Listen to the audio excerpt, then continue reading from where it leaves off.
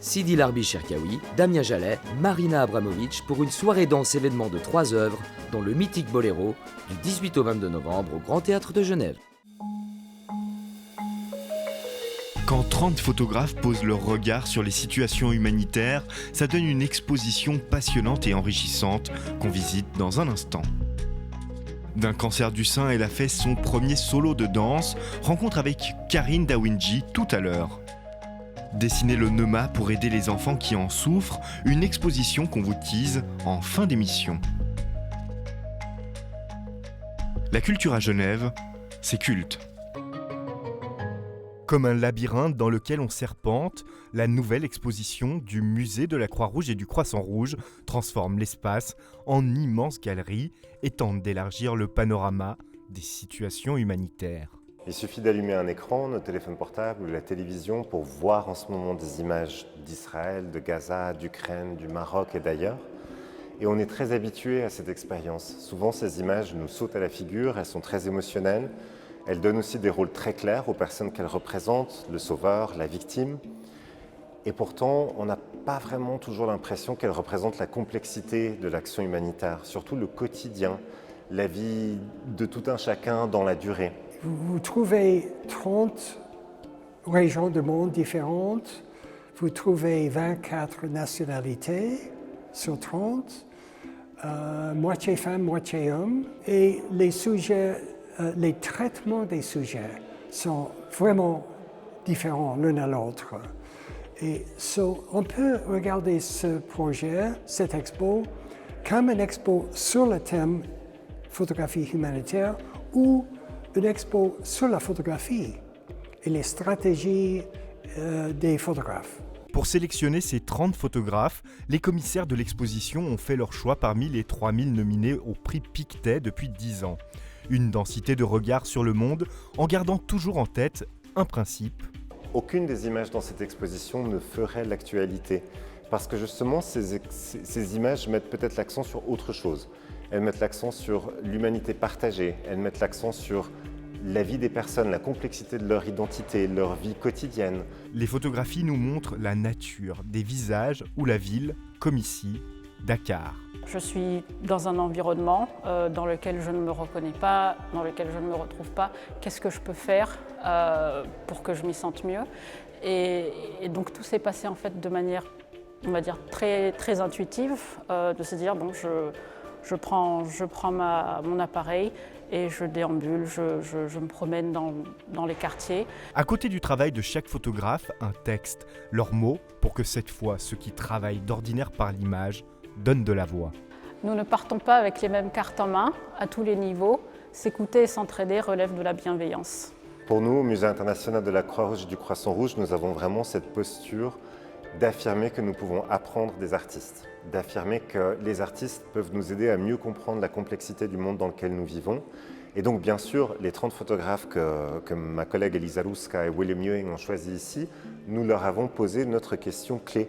Notre question clé, c'est en quoi ça me concerne, en quoi l'action humanitaire a quelque chose à voir avec moi dans ma vie.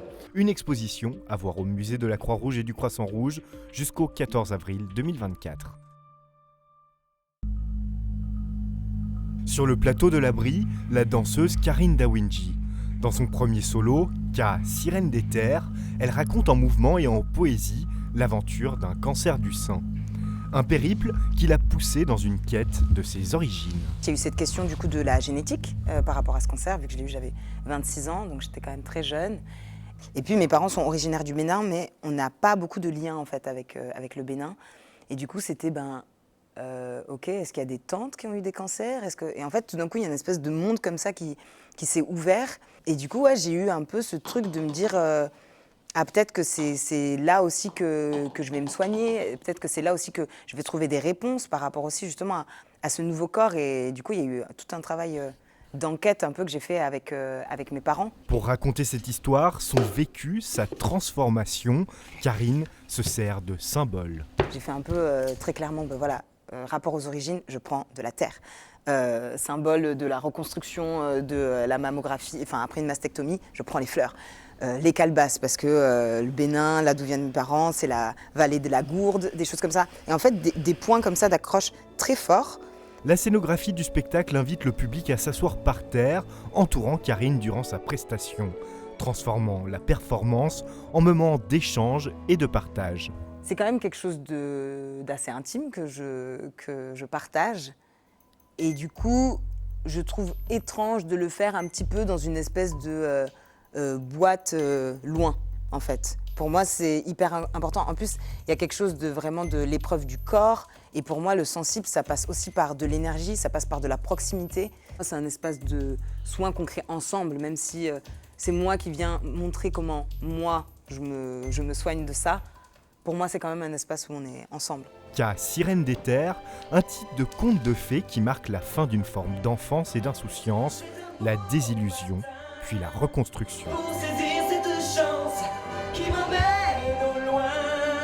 Au final, dans ma vie à moi, ça a été, il y a eu tout un renversement en fait assez bénéfique. Parce que je pense que pour le coup, voilà, je me berçais aussi beaucoup d'illusions d'être à un endroit de vie qui était trop bien en termes de relations, en termes de danse et ce genre de trucs. Et en fait, je pense que j'étais un peu en train de me mentir fort à moi-même. Et pour moi, j'ai envie de le lire aussi un peu comme ça. C'est aussi un peu mon corps qui m'a dit, en fait, coucou, si jamais, c'est peut-être pas vraiment ça. Et il y a des endroits peut-être plus complexes, des chemins plus complexes par lesquels passer, mais peut-être qui seront plus proches de toi, en fait. Qu'a Sirène des Terres, à voir à l'abri jusqu'au 4 novembre dans le cadre du festival Emergencia.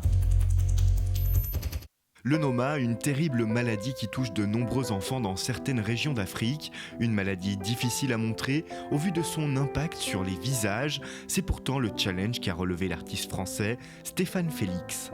Une des bases de mon dessin, c'est la déconstruction de la figuration et pour la reconstruction vraiment en dessin, donc en utilisant que des éléments graphiques.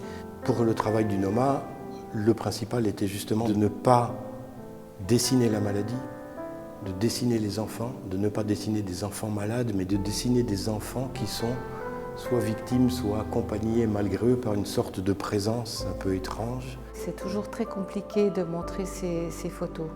Donc, par le dessin, je pense que c'est un bon intermédiaire qui permet d'aller un petit peu plus profondément, justement, de ne pas s'arrêter sur le choc visuel de la défiguration. Tout ce travail est exposé à la galerie Humanitaire jusqu'au 11 novembre. La vente des tableaux et de nombreux événements annexes se font au profit de l'association d'entraide des mutilés du visage.